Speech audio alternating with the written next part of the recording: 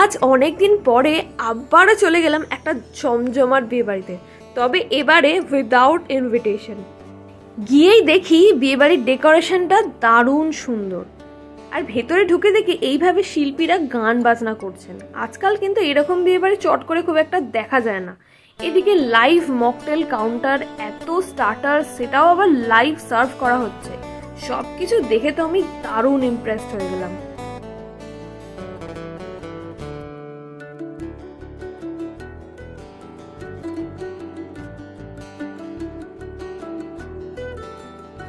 সে যাই হোক, আমার কাছে বিয়ে বাড়ি মানেই হলো খাওয়া দাওয়া।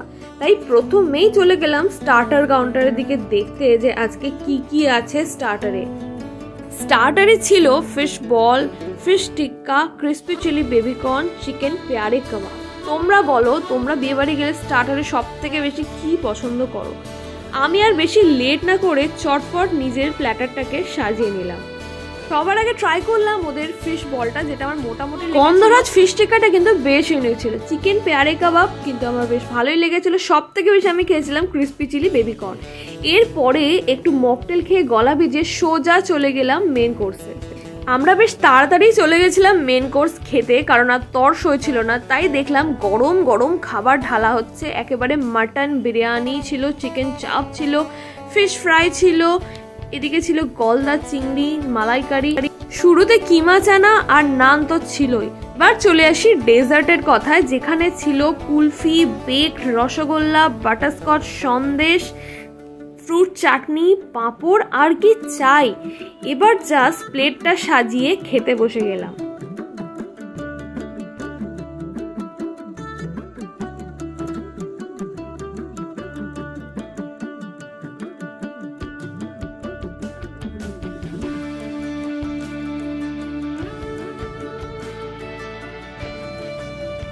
সববার আগে নিয়ে নিয়েছিলাম গরম গরম fish fry, chana and naan. Fish ফ্রাইগুলোর সাইজ কিন্তু বেশ বড় ছিল, আর ভেতরে মাছের ফিলিংও কিন্তু প্রচুর ছিল। আর এগুলো একদম অরিজিনাল ভেটকি ফিশ ফ্রাই ছিল। টেস্ট নিয়ে জাস্ট কিছু বলার নেই, কাসুন্দি দিয়ে খেতে কিন্তু দুর্ধর্ষ লাগছিল।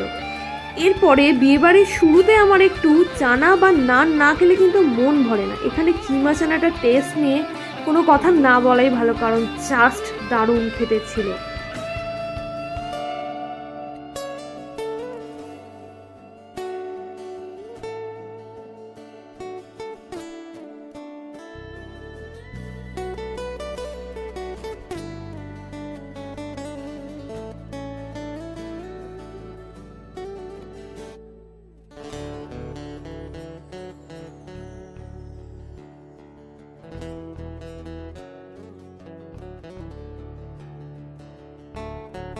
এরপরে ভাবলাম একটু বাসন্তী পোলাও ট্রাই করি গলদা চিংড়ি দিয়ে। গলদা চিংড়ি আমার আবার একটা খেলে হয় না, চিংড়ির মালাইকারি দুটো না খেলে কি কখনো হয়? আমাদের বাঙালিদের স্বভাব সব জায়গায় কাঠি করা, তাই এই গলদা চিংড়ির মধ্যেও বেশ কাঠি করে দিয়েছে। আর এই কাঠিটাকে বের করতে গিয়ে আমার অবস্থা বেশ খারাপ হয়ে গেছিল।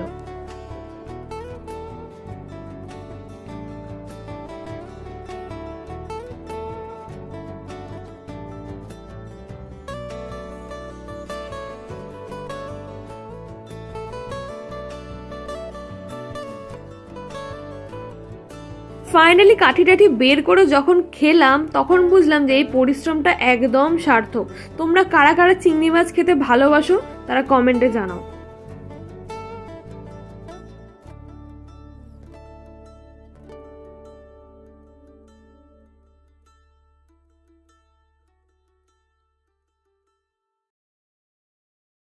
এতক্ষণ ধরে সবকিছু অল্প অল্প খেয়ে যেটার জন্য পেটে জায়গা বাঁচিয়ে রেখেছিলাম সেটার পালা চলে এসছে। মাটন বিরিয়ানি অ্যান্ড চিকেন চাপ। এই মাটন বিরিয়ানিটার মধ্যে মাটনটা এত সফট ছিল যে হাত দিলেই ছাড়িয়ে যাচ্ছিল। আর আমি নিয়েছিলাম বেশ অনেকগুলো মাটনের পিস। চিকেন চাপ একটাই নিয়েছিলাম, কারণ পেটে আর সিরিয়াসলি জায়গা ছিল না। আরও মাটন বিরিয়ানি খাবার ইচ্ছা ছিল, তবে পেটে আর সিরিয়াসলি জায়গা ছিল না। তাই একেবারে চলে গেলাম ডেজার্ট কাউন্টারে। ফার্স্টে নিলাম ফ্রুট চাটনি আর এরকম ব্যাট পাঁপড়। ব্যাট পাঁপড় আমি বাড়িতে যতই খাই আমার কিন্তু বিয়েবাড়িতে গিয়েও খেতে বেশ ভালো লাগে।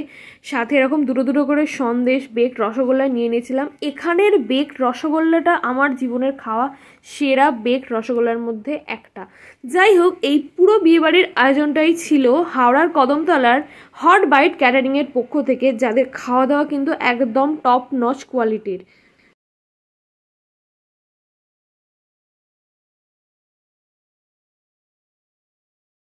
সাধারণত বিয়েবাড়িতে শেষে আইসক্রিমই থাকে, তবে এখানে বানিয়ে দিচ্ছিল লাইভ কুলফি ফালুদা, যেটা ভীষণ রকমের ইউনিক লেগেছিল আমার কাছে, তাই আমিও একটা কুলফি নিয়ে ট্রাই করে নিলাম। বেশ ভালো ছিল, তবে আর খেতে পারিনি কারণ পেটে আর একটুও জায়গা ছিল না। তো আলটিমেটলি এখানে কাকু বেশ পান বানিয়ে বানিয়ে দিচ্ছিলো, সবাইকে গল্প শোনাচ্ছিল। আমার ফায়ার পান খেতে ভয় লাগে, তাই আমি আর ফায়ার পান ট্রাই করিনি, তবে এখানে কিন্তু ফায়ার পানটাই সবাই মোস্টলি ট্রাই করছিল। আমি একটা মিষ্টি পান খেয়ে বাড়ি চলে গেলাম। তো দেখা হচ্ছে খুব তাড়াতাড়ি পরের ব্লগে। টাটা।